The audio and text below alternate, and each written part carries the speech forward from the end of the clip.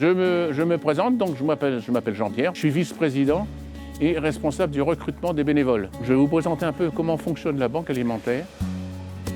L'activité principale tous les matins entre 7h et midi, c'est ce qu'on appelle la ramasse dans les GMS.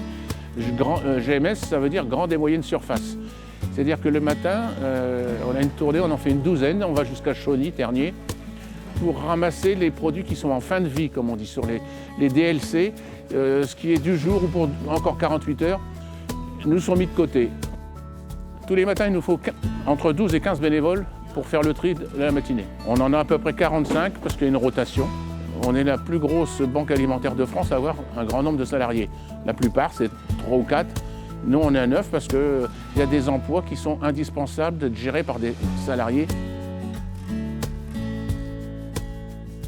On distribue à 50 associations dans le département. On leur prépare des commandes, on leur envoie un listing de tous les produits qu'on a en stock. Ils nous font des commandes et dans la huitaine ou la quinzaine, ils sont livrés ou ils viennent les chercher. Parce que le stock, il change tous les jours. On sert à peu près 3 millions de repas par an. L'équivalent de 3 millions de repas par an. Parce qu'un repas, c'est 1 kilo. On reçoit par an 1200 tonnes de produits. Sur les 1200 tonnes de produits, 350 tonnes qui sont les produits de ramasse journalière. Alors, dans la chaîne de solidarité, la Banque alimentaire peut recevoir les fonds européens. Donc on reçoit beaucoup de dons de l'Europe, on reçoit à peu près 30% de nos aides. On reçoit du café, des produits d'un peu partout de l'Europe. La semaine dernière, on avait du lait qui venait d'Espagne.